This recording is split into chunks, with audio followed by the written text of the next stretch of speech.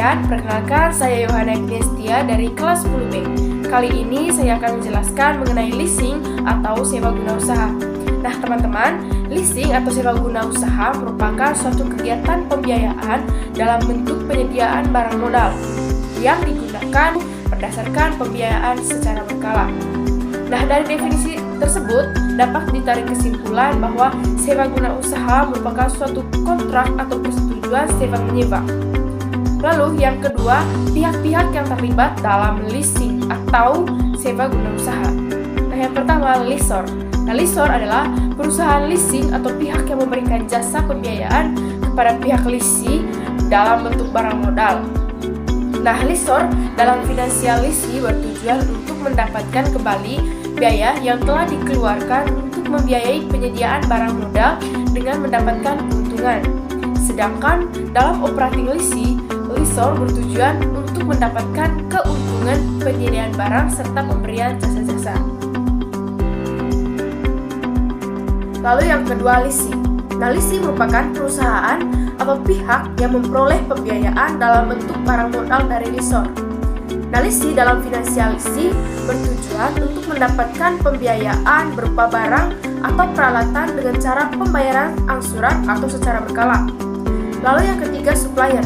Nah, supplier merupakan perusahaan atau pihak yang mengadakan atau menyediakan barang untuk dijual kepada leasing dengan pembayaran secara tunai oleh lessor.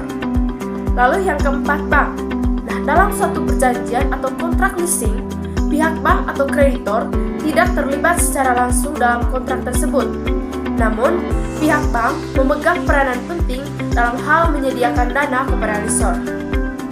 Kemudian yang berikut, kelebihan dan kekurangan dari leasing atau sewa guna usaha. Yang pertama, kelebihan dari leasing. Nah, kelebihan dari leasing antara lain yang pertama, tidak membutuhkan jaminan. Nah, kelebihan atau kekurangan leasing adalah tidak membutuhkan jaminan di awal atau di muka, tetapi kepemilikan sah atas barang modal atau pembayaran yang telah dilakukan sebelumnya dapat dijadikan jaminan transaksi. Lalu, yang kedua, lebih fleksibel. Menggunakan leasing dinilai lebih fleksibel dibandingkan dengan perbankan. Karena, bila dilihat dari segi perjanjian, leasing dapat menyesuaikan diri dari kondisi keuangan pihak leasing. Jadi, proses pembayaran yang dilakukan secara angsuran pun dilakukan berdasarkan pendapatan yang telah dihasilkan oleh leasing.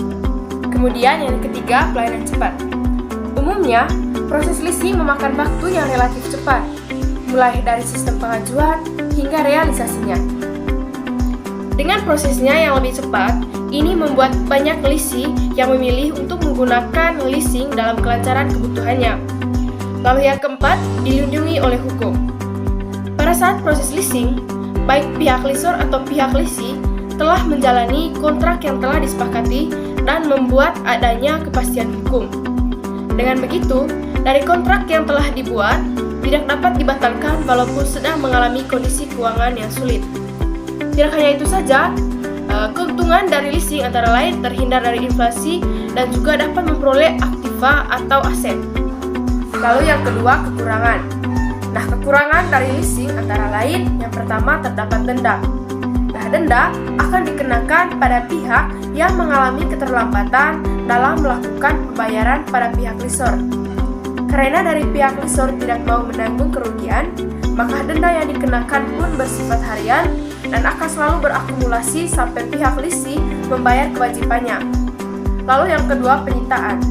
Nah, jika pihak leasing secara terus-menerus tidak melakukan pembayaran dalam jangka waktu hingga 2 bulan dari tanggal jatuh tempo, maka pihak lessor akan melakukan penyitaan terhadap aset yang awalnya diberikan pada pihak leasing.